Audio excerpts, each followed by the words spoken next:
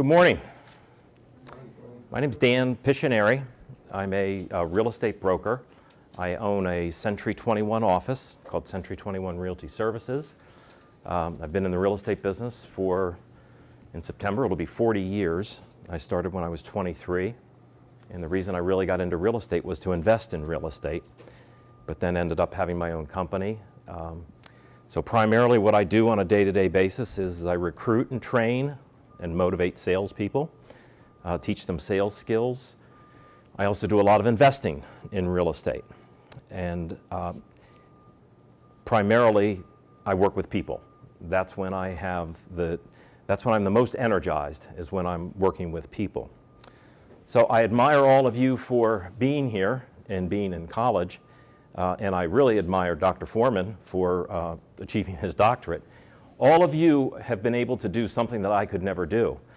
I didn't go to college. I barely graduated from high school. Just didn't have the skills to be a classroom learner. But as it turned out, I've become a lifelong learner, which is a different style or a different form of learning. But very grateful, because there's two things that I had that I didn't realize that I had. And the one was an extreme motivation to achieve something, a burning desire to be successful at something. That's something that not everybody has. And when I'm working with salespeople, if they don't have that motivation, I can't give it to them. I can teach them all kinds of things, but there's two things that I can't teach them. The one is to be motivated, and the other is to be, I call it being nice to people, or to know how to communicate with people. These are things that are either, I don't know if we are born that way or if it's the environment that we're raised in, but these are things that I can't help them with. What we're talking about today is DISC, and I know you already took the online class, or the online test. I've been involved with either taking DISC or teaching it for 36 years. One of the things that I think is interesting is I've taken it probably 4 to 5 times, and it hasn't changed for me. It stays the same. So it's not one of those things where the more I learn about life, the more I can change who I am. It doesn't work that way. I believe most of you are business majors. We kind of talked before the class got started. And there's a couple of you that are not. I heard, well, business, let's talk about this. There's a difference between business and marketing and accounting. I'm not saying one's better or worse than the other, but I know there was an accounting major, and then an engineering major, and then another, okay, in the back. So I admire you for taking this class because you might realize what most people your age, my age, don't realize is that you can be the brightest person in the class. You can be very, very skilled at engineering or if you become a doctor or go in the medical profession, or computer engineering. That's certainly a big field today. But there are very few people that are skilled at communicating. And unfortunately, you know, there's a lot of things that we're hearing as a generation gets older, it becomes more defined. There's more news articles about it, more research. And the research that's coming out about your generation, there's a lot of not so nice things that they're saying. You know, that you're totally focused on yourselves, that you would much rather communicate by text than talking to people. There's a joke, the whole group of people your age, millennials, are in a barroom setting, and they're not talking to each other. You know, they want to hang out with their friends, but they're all on their phones. Well, some of them are even communicating with each other, but they're not talking. So it isn't just my opinion, but somebody that has whatever skill you have, if you can develop the skill of communication, you're increasing tremendously the odds of your ability and chance to be successful. Doesn't matter what personality type you are, you would have the ability to increase your communication skills. So if you see that, well, eyes, and there were no eyes in the room, huh? Okay. If you see that, people would normally think that an I would be a very good communicator. They could be, but so can a D, so can an S, and so can a C. One of the things that we've learned about communication is that communication is not about talking.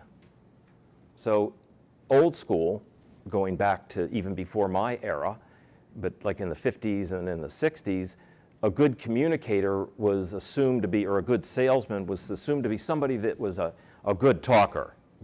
He can sell ice to the Eskimos, or whatever analogy you want to use.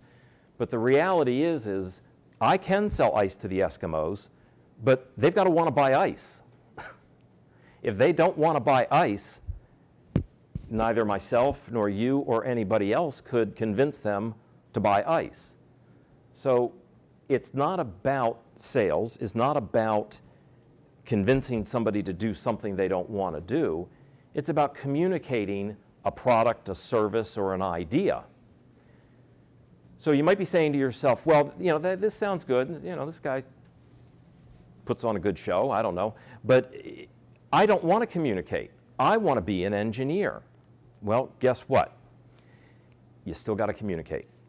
And there's a fellow named Daniel Pink, wrote a great book, To Sell is Human. And he did a whole study on communication, on sales, and came up with the format. He used DISC, by the way, DISC, and talked about that old school was successful salespeople were D and I's. And these are more dominant personalities. But he has recognized that in this century, the more successful communicators are people that are S's and C's. Now here's the difference between the D and I's and the S's and C's. The D and I's talk too much. The S's and C's, they listen. So one of the myths is communication is not about talking, it's about listening. One of the things that I did learn in high school was there was a plaque on one of the halls, and it said, you've got 2 ears and 1 mouth. That means you should be doing twice as much listening as you do talking. That's just something that stayed with me. So obviously, I'm doing a lot of talking today. But if I was involved in a situation with you where I was either training you, helping you to become a successful real estate salesperson, if you were a prospect for one of our agents, and I came in on that appointment, you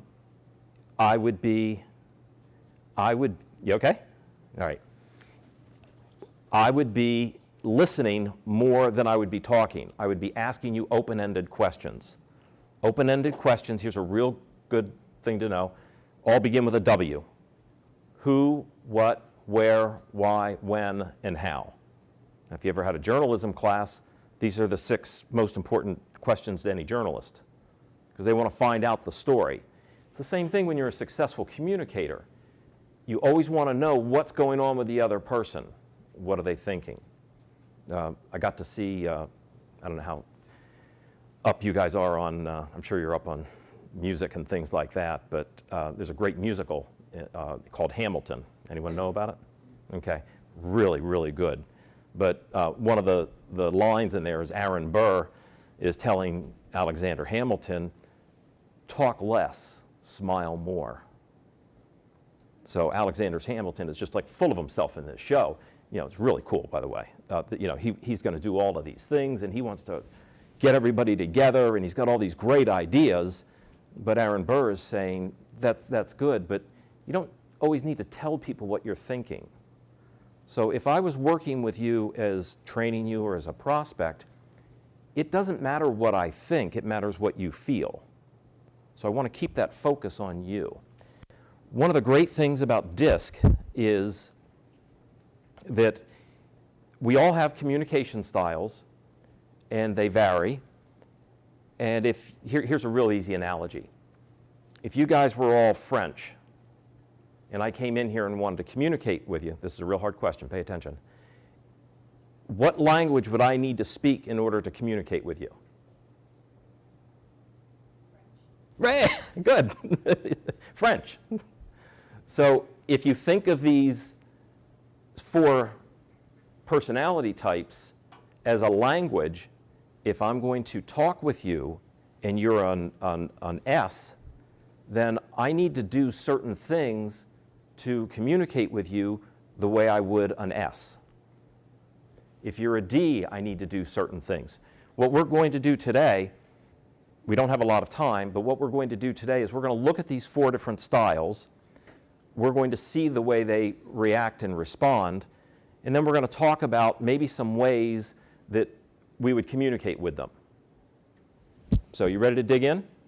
Any questions? Okay. I believe you all have a copy? All right. We're going to start with, we're actually going to break this into 2 categories. The first category is to see how the 4 personality types respond, their description and their action plans and what they need from others. Then we're going to talk about what we need to do to communicate with that person.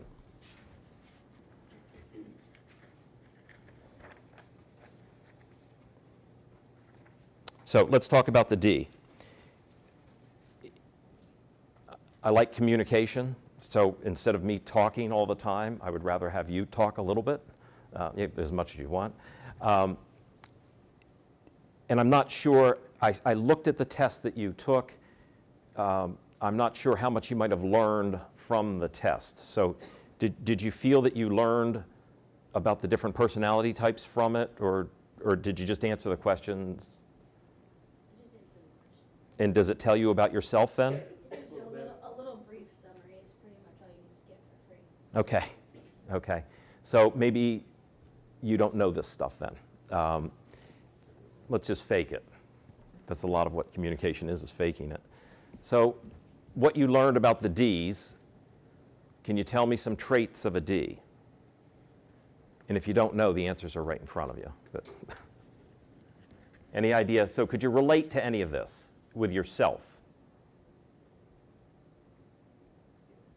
Okay, I'm getting heads shaking yes. So let's talk about the tendencies. Getting immediate results, causing action, accepting challenges. The person desires an environment that includes power, authority, prestige, and challenge. They're always looking for an opportunity for individual accomplishments. This person needs others who weighs pros and cons, calculates risks, and to be more effective. This person needs to have difficult assignments to understand what they need. Now, let me give you more like street stuff about a D. So here's what a D is. I've often heard animals associated with these 4 personality types, and a D is referred to as a bull. So what we know about bulls are they are charging. They just go forward. So Ds are people that don't want a lot of details. They want to get to the bottom line.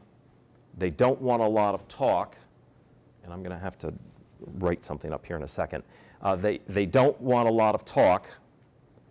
They don't want, they just want to get things done. These are doers. They're also very, very successful people. A lot of CEOs are D personalities. They want action, and what happens, I have to do this.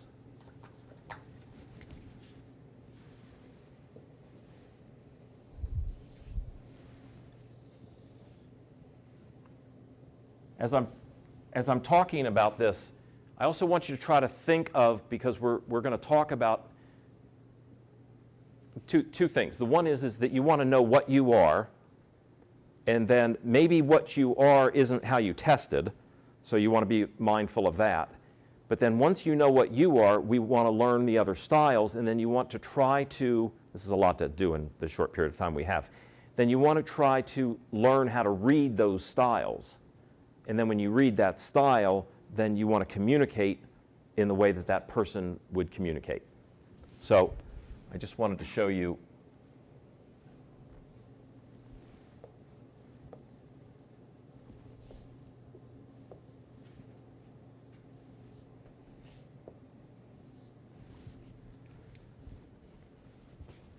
So when you have that breakdown, what happens is that the D's and the I's are more extroverted people. Now, what that means is that they get their energy from interacting with other people. So I'll give you an example. In our business, we'll have a settlement, and in that settlement, there's a pack of papers this thick. I also own a title insurance company, so we handle the closings. So over the last 30 years, there's been many times where I've gone in and done the closings. So what I like about the closings is I get to talk to people. What I don't like is there's a stack of details this thick. So can I do a closing? Yeah, I can do it. But I do a closing and I'm like wiped out. So if I had to do, and I've had to do this before, 6 or 7 of them in one day, I'm just totally exhausted. Now, both of my sons are in the business, and one of my sons is an S and a C. He can do closings all day long, and he's fine.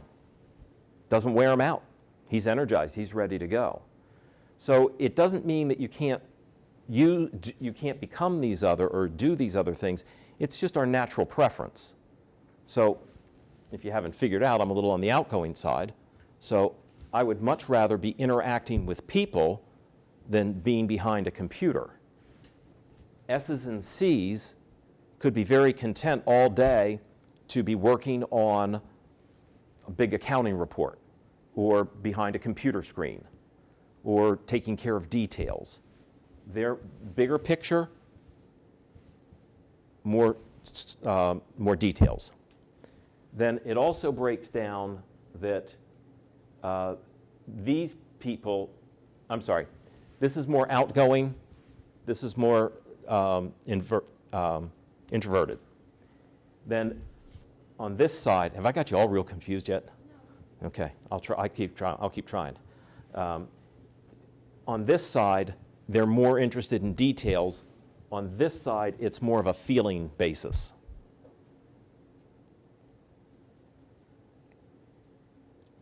In about 5 minutes, I'm going to ask you what you think I am, by the way. So we've got the D's, and here's what happens with D's.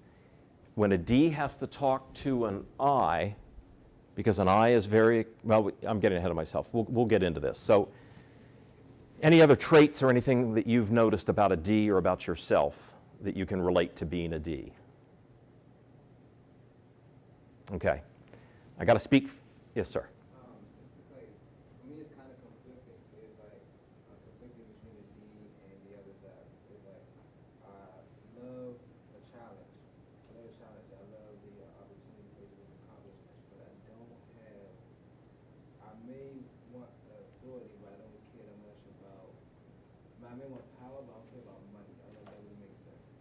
That's fine. That's good. Now, do you remember what your secondary? Secondary was S. S. Okay. Hold on to that, and we'll talk about that. And if I forget, remind me. Anything else that you guys noticed? Okay. Any other questions at this point? What did you say the left side was compared to the right side? The left side is more bigger picture, and the right side. You're right. This is left. These are more detail-oriented people, so they like details. Now, some of this comes down to how people make decisions or when we're under stress. So if you're under stress and you're trying to make a big decision, if you are a C, then you want a lot of details. You want a lot of information because you feel secure when you get information. An S or an I doesn't need as much information. A D wants a lot of information as well. Okay, so I's. These are, it's called an influencing personality.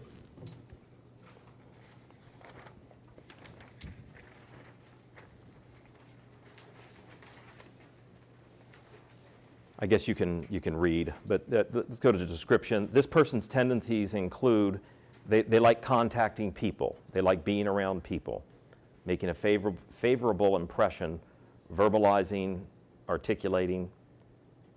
They desire an environment that includes popularity, social recognition, public recognition of ability, freedom of expression. All right, so you've been around me for all of 10 minutes. What personality type do you think I am? D? D? D? D? Got an I? Got an I? Any others? Okay. My D and my I are not real far away, but I am an ID, and that's how I test every time.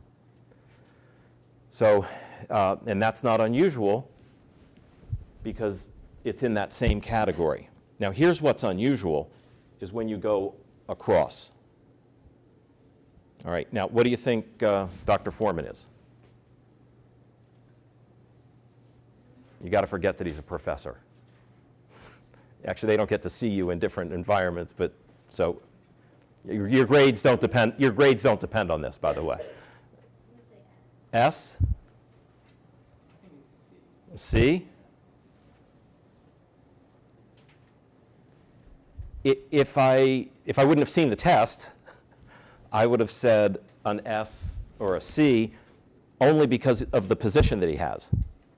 Because to get to his position, you know, you got to know some details and you've got to, but unless I misunderstood it, Dr. Foreman, you're a DI or an ID?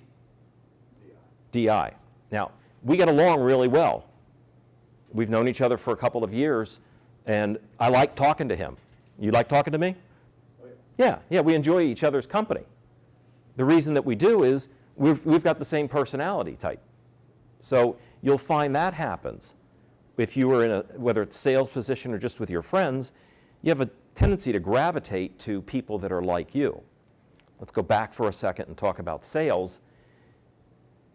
Almost any salesperson is very good at selling somebody or communicating with somebody that's in the same personality type that they are. So when I meet an I, there's this magic that happens. I talk a lot, they talk a lot, we really get excited and they feel comfortable with me. So they would have a tendency to want to do business with me. Same thing if I'm with a D, well, it would be the same thing. But so an average salesperson should be able to work with 25% of the population if it breaks down that way.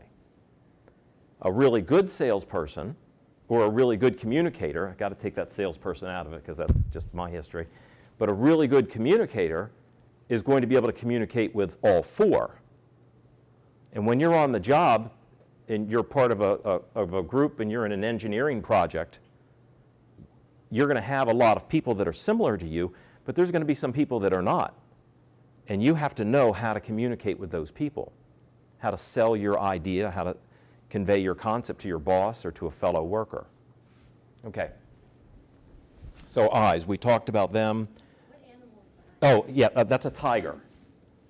So eyes are usually, they're expressive people, artistic people. They may dress a little flashy, drive a little flashy car, maybe wear some jewelry. So I am a classic eye. But that was a tiger. And I guess I can't tell you why they put the tiger there. I guess they're a little flashy. You know, those stripes and everything look pretty cool. So the S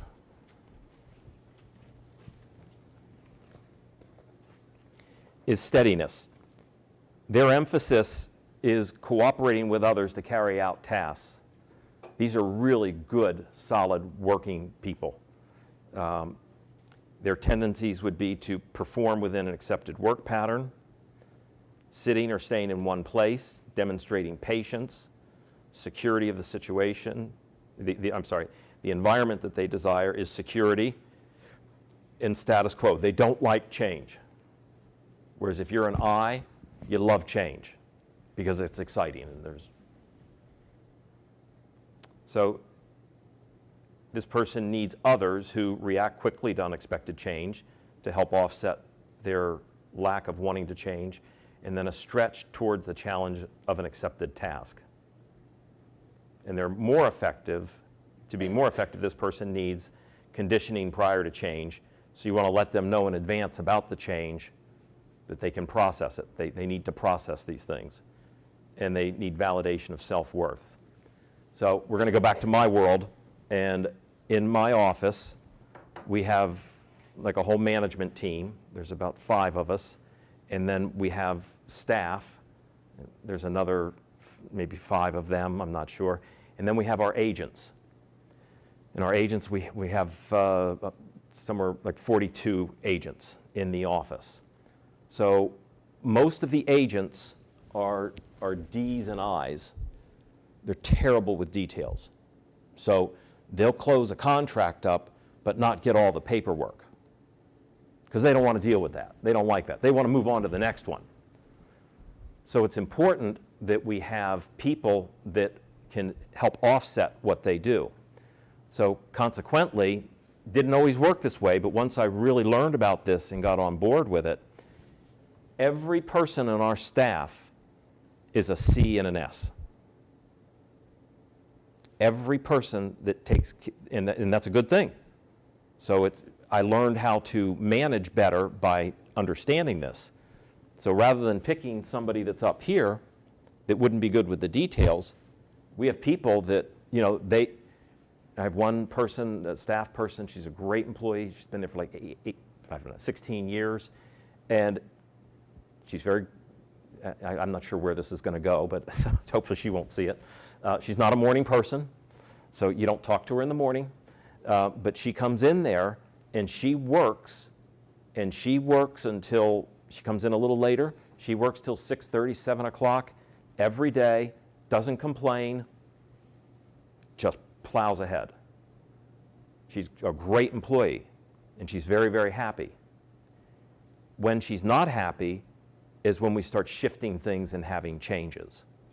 So if you were her manager and a change was coming up, this is the part where you talk back to me. What might you want to do with her in order to help her deal with that change? Tell her in advance. Yes. Yes.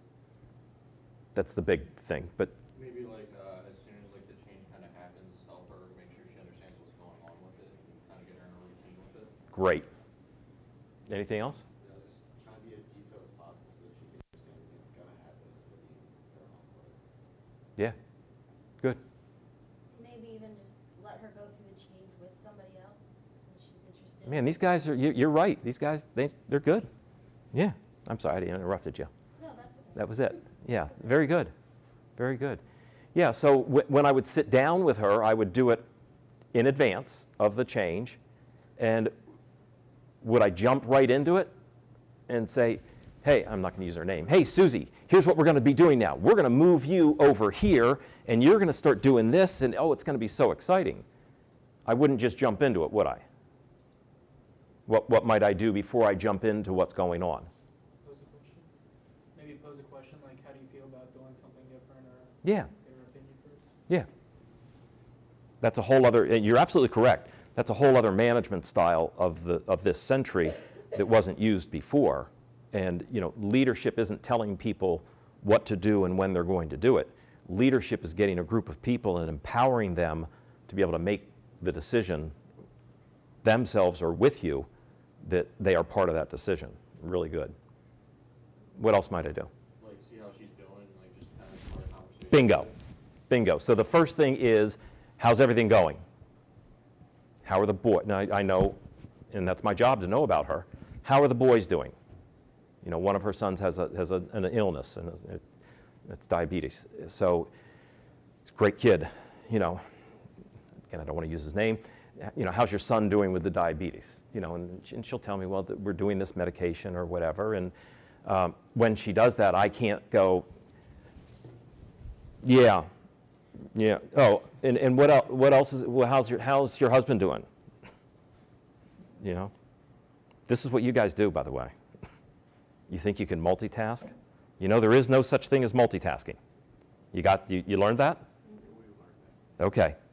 Because believe me, I thought I was the king of multitasking. What I'm the king of is I can open up a lot of projects at the same time and jump from this one to this one to this one to this one. But our mind can only do one thing at a time. And as I used to say to my kids, even if you're not paying attention to me, make me think you're paying attention to me. So you got it. You got it. So sit down with her, show a genuine interest in her, talk about where we are as a company, what's going on, and say, considering some changes, some ideas. And that's what we want to do. All right, now, let's do the same. Well, let's finish. I'm sorry. You can see I'm a little erratic. That's part of being an I. Any other questions about the S? What's the animal for it? Oh, a lamb. These are people that they want to be liked. You know, it's like, well, do whatever you want, just don't hurt me. You can't make, and it just goes back to the changes. So I couldn't go to her and say, hey, good news, you get a salary and you get a bonus every quarter. We're going to change that. You're going to work straight commission now. So when we make a lot of sales, you're going to do well. But if we don't make a lot of sales, you're probably not going to get paid for a couple of weeks. Is she going to like that? No. No. And you might think, well, who would like that? An I might be okay with that. A D might be okay with that. Not a C or an S. All right, so we're going to talk about the C.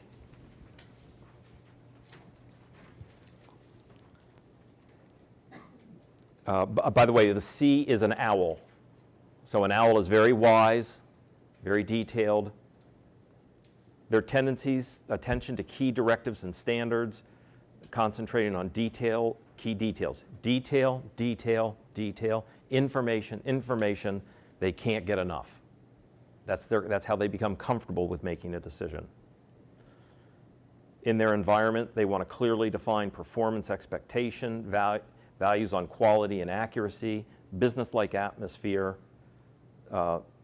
They need others around them that they can delegate important tasks, that can make quick decisions. Who are the C's? Okay. Don't mean this to be critical, but you may have trouble making decisions. Not you? No. Okay. So if you're going to make a big decision, what would be important to you? C's. For myself, I know really opinions of other people doesn't matter, but I like to kind of get outlook from everybody. I mean, people around me. Good. You know? Good. So you want more information? Yeah. Not just from one source, No. because that might not be a good source. Yeah. And this is all smart stuff. So it's not like, oh, that's stupid. You don't want to do that. That's good stuff. Knowing all the other possible options. Okay. Okay. I like alternatives. Doesn't mean that I need to have them, but alternatives means information, which means better informed decision. Good. Having too many alternatives makes me second guess myself. Ah, that can happen too, and that causes that indecision. Because they're all smart people and they're all telling me something different to do. So far you sound, except for you, maybe that you make quick decisions. Maybe is your secondary a D? Yeah. Okay. They're Okay. almost identical. Oh, all right. Well, that's good. So we should don't get up, but we should have you be sitting right here. So here's what happens. There's blendovers. So, and this is not like an exact science. It's not like looking at your DNA. But what happens is D's, remember these are detailed people over here. So D's want a lot of information, but give me the cliff notes. Give me the bottom line. Don't tell me the full story. I'll make my own decision. Thank you very much. Just give me the details and I'll make the decision quickly. So that's why you might be good at not good, doesn't matter, that you make decisions quickly. That could be good or bad. Good.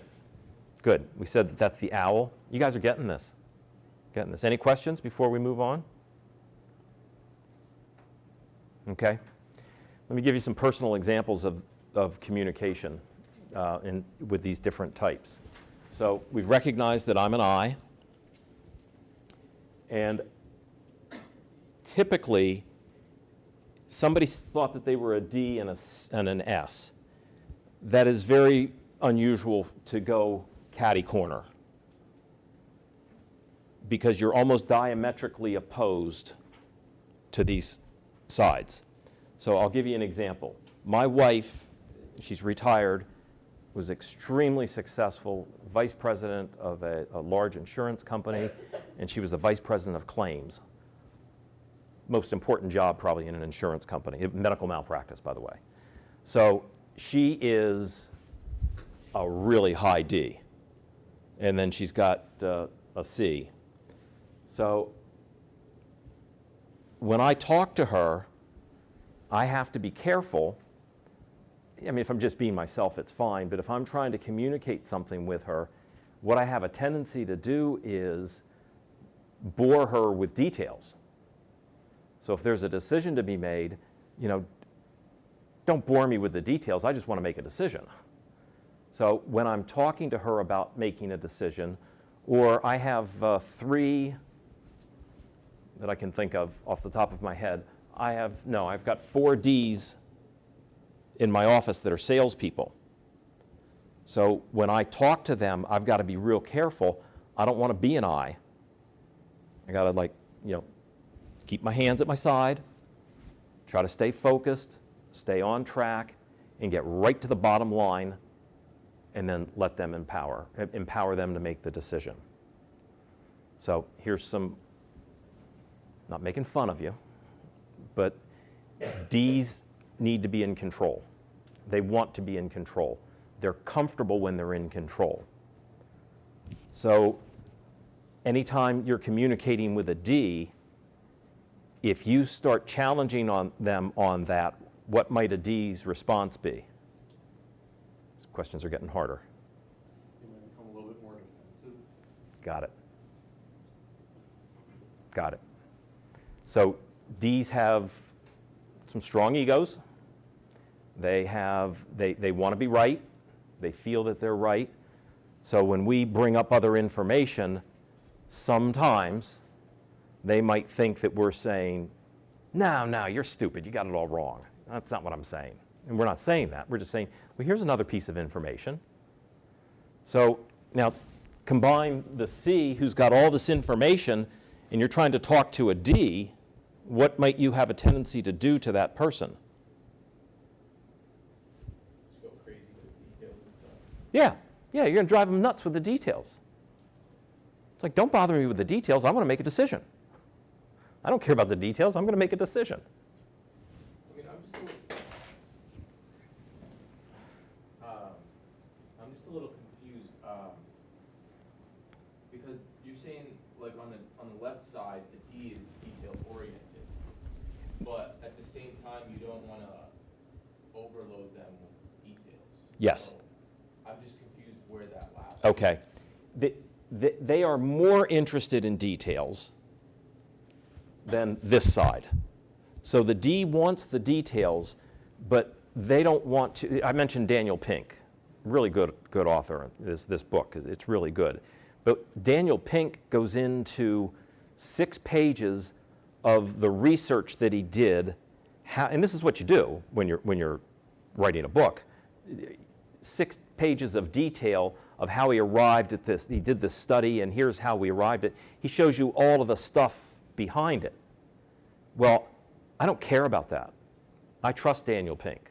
So if Daniel Pink tells me in 1 paragraph, this is what we came up with, I accept that and I believe him.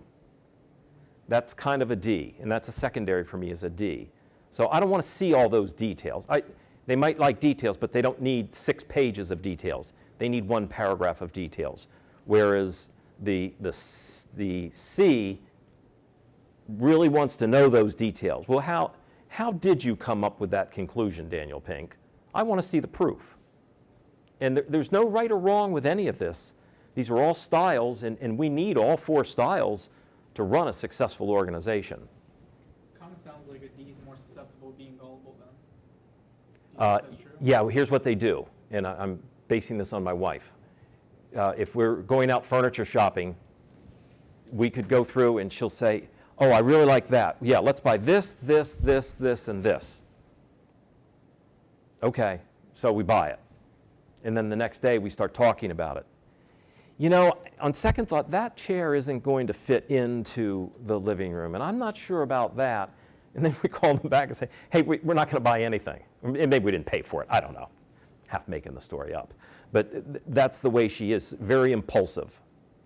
And that, so she'll make a decision, and then she starts to think about it, and it's like, yeah, maybe that wasn't the right way to go. So yes, your question was? Are Ds more susceptible to being gullible?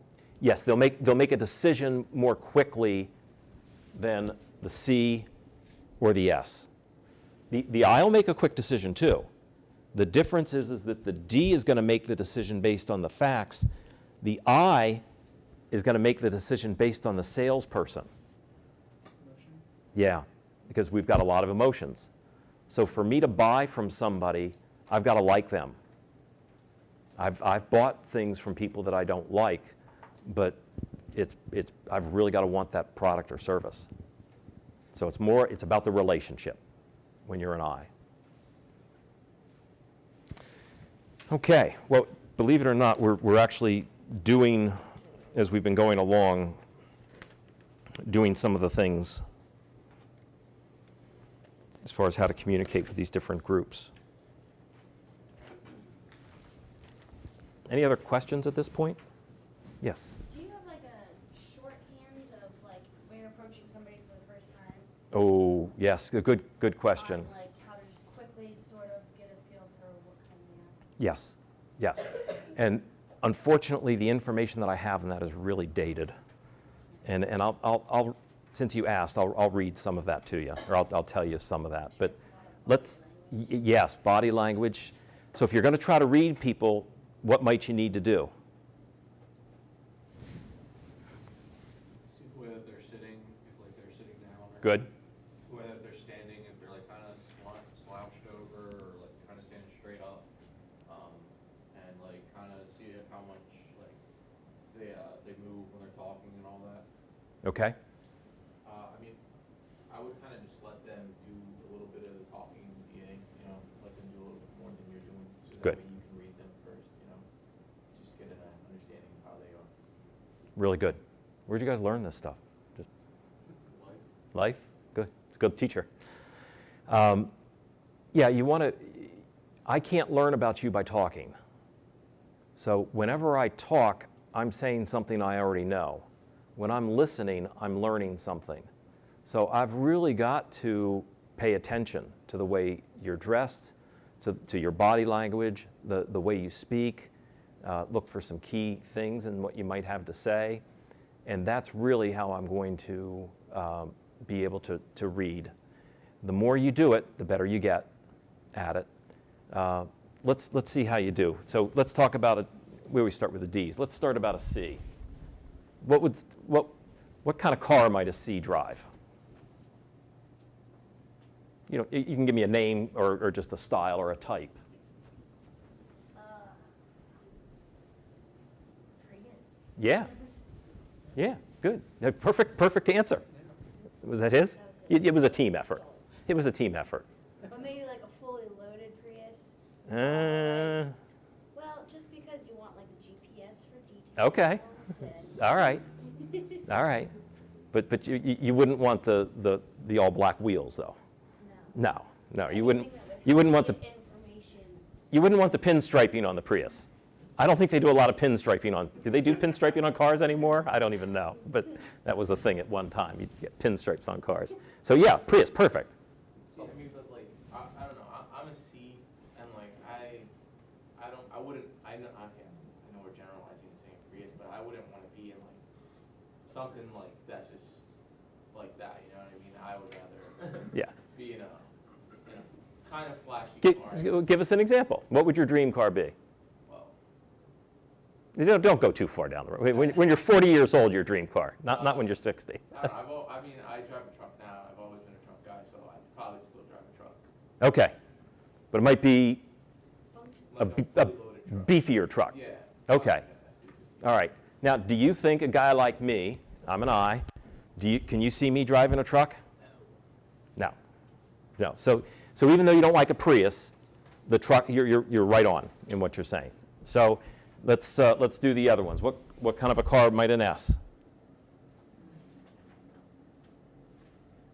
Honda. Yeah. Actually, the same thing. I think both of them would be similar cars. You know, what color cars might they be?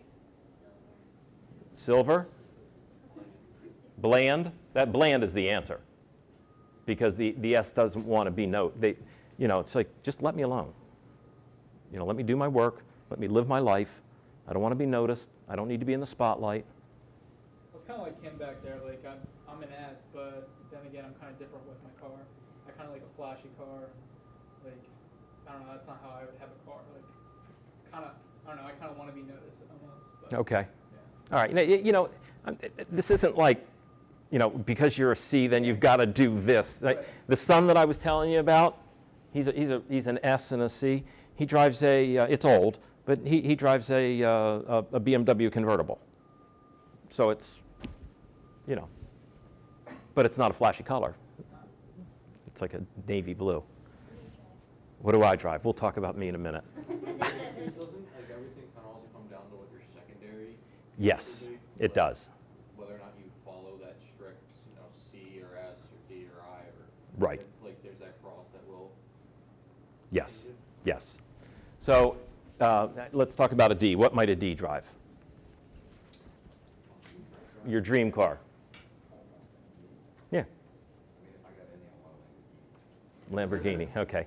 Usually a black and maybe a Mercedes or a Lexus, the big Lexus. Power vehicles. So what kind of cars might an I drive? Jag, Refined. maybe refined. Thank you. As my wife says, that it's like she doesn't like to drive with me in my car because people look at it. And she says, it's like screaming, look at me, look at me. So it's not so much the car I have now, but I've almost, ever since I could afford one, I've always had a convertible. And it's usually a high-end car. So I drive a Porsche now. So and she hates it. She hated my previous car, and she hated the car before that. But guess what she used to drive? Big black Mercedes. Very classic. So what other things might, let me tell you, this is dated. So how about some famous people? Who do you think might be a D? I'm sorry? Teddy Roosevelt. Teddy Roosevelt? Probably. I don't know a lot about him, but probably. Some current politician. Who might be a D? Trump? Trump is probably a triple D. Yeah. He's definitely D. Yeah, he's a D. And he's an I, too. He's a D and an I. I don't even know if you guys know who any of these people are. Pardon? Hillary Clinton's a definite D also. You think? Yeah, she likes to be in charge. She gets pissed off when she isn't in charge. Okay. I don't think she comes across, I'm not doubting what you're saying. No, if you watch her, Yeah. when somebody questions her, her smile turns into a frown real quick and she starts yelling at you. Just gotta watch this. She's not an I.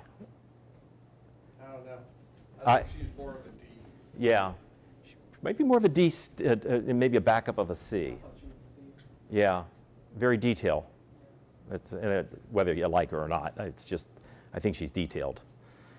George Patton, Oh, he's a definite D. famous general of World War II.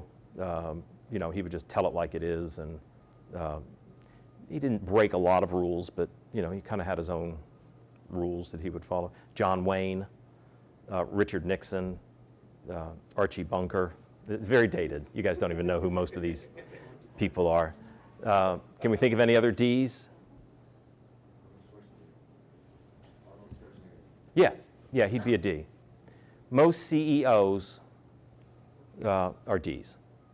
But how about Warren Buffett? You know much about Warren Buffett?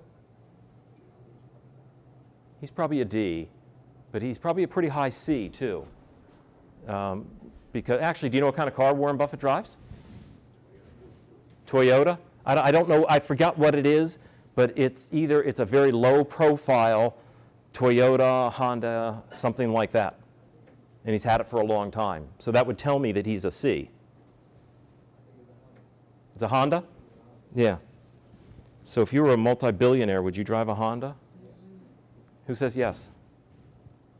All right. Well, see, these are telling you something about it. So we got to get to the other ones. The eyes. Liz Taylor. Hey, I'm sorry. I said George Patton was a D. The guy that played George Patton is a D. That was George C. Scott. George C. Scott was an actor, and he played Patton in the movie Patton that came out 40 years ago. Liz Taylor, Jackie Onassis, Kirk Douglas, John F. Kennedy. A C, Gerald Ford, he was a president. None of you know who Don Knotts is. One of the best comedic actors ever.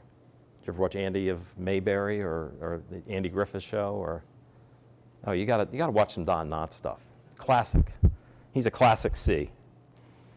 Carol Burnett, Andy Griffith, and then S's would be, you don't know any of these people. Sorry. John F. Kennedy was an I.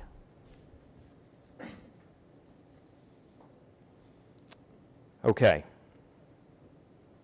All right, we're going to go to page, none of them are numbered, of course.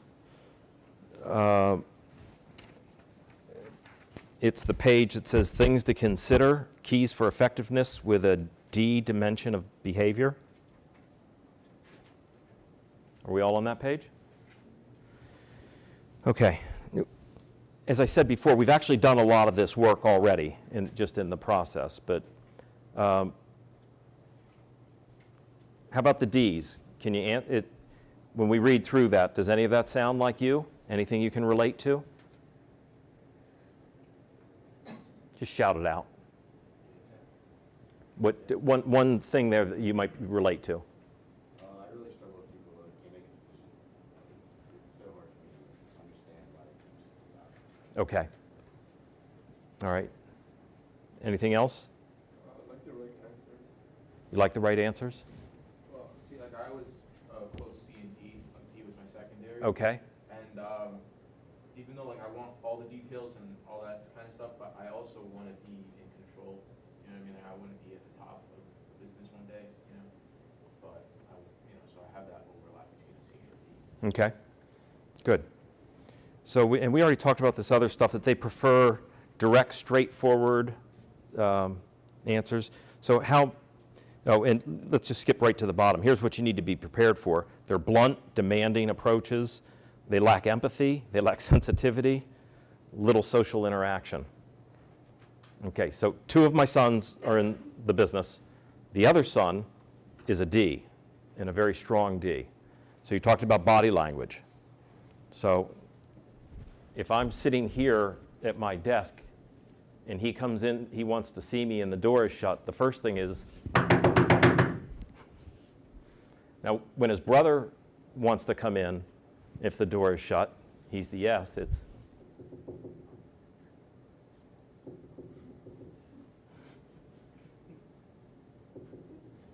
he'll wait. I'll say my son's name, it's Aaron. I can tell when he's walking down the steps. I know his knock. When I hear him walking towards, I know the walk. Because he's like a bull. So now, I'm sitting here, and he's coming up to see me. I don't know if the camera will catch this, but so he wants to talk about something, and I'm finishing, and he'll stand there, and he almost, you can't see, it's almost like a little, like like a little dance. It's like, I gotta go, I gotta go, you know. So that's some pretty strong body language. So that's what you might see. It almost looks like aggressive behavior. But he's really not aggressive. He's a very sweet person. He's a nice guy. But it's like he gets all worked up because he's on a mission. I got 10 things to do today. You're number 3. I got to get you done so I can get to number 4 and number, you know, all in there. So that's some body language to look for in the D.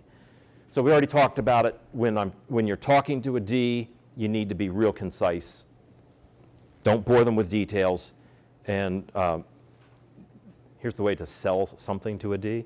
And you know, we're selling all the time. We're talking about our parents, our siblings, our children. You want the D to always be in control, but if you're not a little bit of a D, they won't respect you. So you've got to be a D as well, but just a little bit less of a D. Women are really good at this because they know from working with men that they've got to make the man think he's in control. Whether he is or he isn't is another story. All right, let's jump right to the bottom with the I's.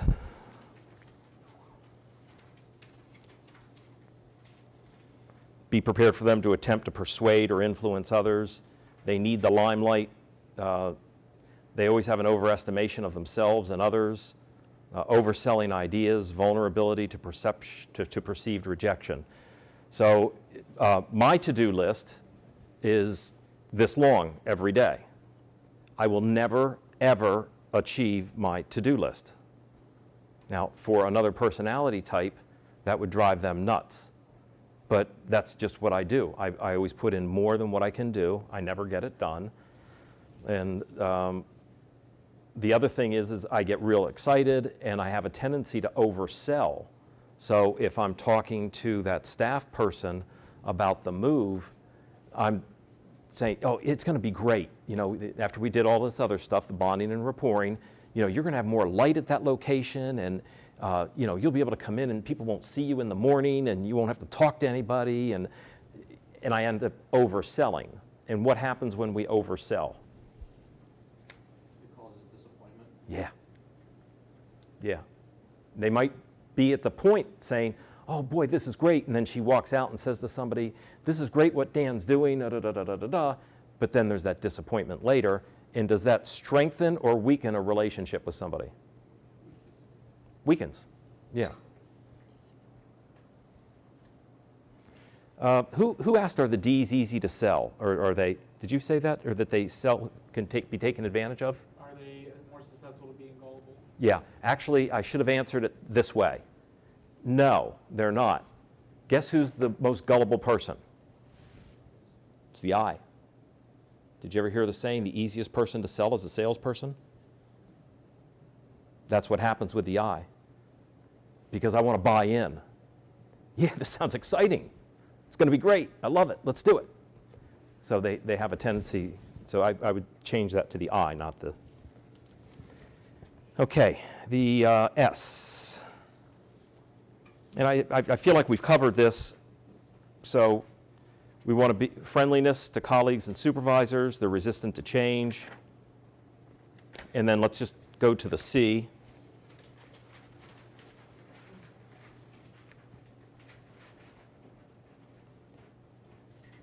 Discomfort with ambiguity. So you better have everything lined up when you're talking to the C and give them a logical presentation. You don't have to talk a lot. Let the numbers do the talking. Give them options. Well, we've got 4 different options we could do here. Now, for me, being an I, you give me 4 different options, it's like, I don't know. But with a C, they like that, because then they can go through and pick and choose. Desire to double check. I'm big on general information because I'm more generalized over here, and the C is not. So when you look at who is diametrically opposed, I don't mean it to sound as adversarial as it sounds, a D and an S. D's intimidate S's, and S's don't feel comfortable around Ds because they never listen. Is will overrun a C, and then the C will bore the I because I glaze over real quick because my attention span isn't very long. So the important piece, and I'm not sure that we spent enough time on really learning how to identify the personality types. I think it's something as you go along that you'll develop more skill with. The important piece is to recognize that one is not better than the other. They're just different styles that we use, that you want to be prepared to read the people, to try to figure out what they are, and then communicate with them in their style. Now, the test you took, I looked at part of it, and we wanted to come up with something that didn't cost you anything, first of all. But there is, that company, I think for $29, will give you a much more detailed test. Be prepared for these tests, because as you go for a job, more and more companies are using this and using other tests. I'm not saying it's a brand new phrase, but it's slow to hire and fast to fire. You guys will have to help me out. What's the shoe company online that you can buy shoes from? Zappos. I'm pretty certain either Zappos, and most of the other ones have already adopted this, but I believe with Zappos that their process runs months before they hire you. And once they hire you, if you quit, does any of this sound right to you, Dr. Foreman? If you quit within the next 30 or 60 days, they will pay you, I think it's $5,000 to quit. That's powerful. That's showing the quality of a company, that they want you to drink their Kool-Aid. They want you to be on board. They want to know who you are. They want to know all about you. They want to know about your skills. I don't think they care that you went to Penn State. What they care about is are you going to fit in their environment? Going forward over the next 20 during your careers, that's going to be a big issue. You know, it's great that you know everything there is to know about some technology or whatever, but can you communicate? Do you know how to talk to people? Do you know how to get our ideas across? If you don't, I think I would have to say that the ability to communicate is a far better predictor of your success than any other skill that you would have. And when you have these other skills, it makes it a lot easier. But if you can't communicate it, you're just going to be that weird guy or gal in this department that, yeah, they do a good job, but, you know, they're weird. You know, you can't get anything across to them. So that would be you didn't ask me for my advice, but when you're my age, you start giving advice even when you're not asked. I would really work on your communication skills. So, any other wrap-up questions? You've been a great audience. Do you like this stuff? Usually people get real excited about, maybe C's don't, no. But usually people get very excited about DISC when we do it in our office. And we now test everybody that comes through for it. But it is very, very powerful, very good. So thank you for being here. I understand today is your last day before your break. And I heard that some of you typically, not you people here, but that this might be a day that you might not come to class. So I'm honored that you came and appreciate that. And yes? So just to kind of make sure I understand, so a good salesperson will understand what someone is and then kind of change themselves to be like them so they could bond with them and build rapport. Yes, that is accurate. And I can get defensive and pick it apart. It's like, well, you're not being a chameleon. So, you know, so for me to change, I wouldn't say, yeah, man, I love driving pickup trucks. You know, that's great. Not that. But when I want to be able to communicate with you at the style that you're comfortable with. Good question, thank you. Now, before we started, you mentioned to me how this is like pertains to like accounting. Yes. So like, I guess like as an accountant, the C kind of fits me well because you know I like all the detail. I need the detail. You know what I mean? But like, so how would I incorporate this into, let's say, my daily activities as an accountant or something like that? Good question. So how would you incorporate this in, you're an accountant? Yeah. Well, actually, you told me you wanted to be a CEO. Yeah. I would Okay, like to- okay, so Yeah. eventually you're going to be a CEO. All right, let's get that straight. By the way, and I've got to wrap up, so I'm going to start talking fast. Accounting as a field is changing a lot because of computerization, but I'd have to say that if I could go back to college and if I could make it, I would take an accounting course or accounting major because that's really important. So when you're a CEO, that's really important that you understand the accounting. As an accountant, how you would use this, if you were in public accounting, you're going to be dealing with all kinds of different personality types. So I come in, or you come in to audit my company, or I come in that I want you to do my taxes. Well, if you want to communicate with me, don't go into excruciating details with me and telling me all about the tax code and reading it to me. I don't care. I trust you, tell me what to do. So that's how you might incorporate it. If you were and this is for all of you, if you were in a corporate environment, whether it's accounting, engineering, marketing, whatever it is, you have people that you need to communicate with. So maybe your supervisor is a D, then you want to D up. Yeah. Not less, a little bit less than her, but you want to D up. So did that answer your question? Yeah. Okay, good, good. Anything else? The best way to learn is to teach. So thank you, because it doesn't matter if you got anything out of this or not. By teaching, I get to learn. The other thing that I want to remind you of is that everything you do in life is either teaching or learning. Every interaction you have with somebody, you're either learning from them or you're teaching them. Mentoring is a big thing these days. It wasn't when I was your age. I'm sure the term was around. But mentoring is a big thing. Something that we've adopted in our company is that a mentor is not an older person helping a younger person. So when you go into your employment, you have the ability to be a mentor to somebody. And maybe it's somebody my age where you can teach me things about technology or whatever it may be. So keep that in mind. You always want to be looking for people that you can help. That's the way to be successful, I think.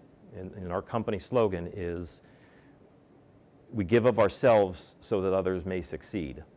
So the more you give of yourself, the more you will succeed as time goes on. So thank you. Have a nice holiday. Thank you very much. I usually have to ask for the applause.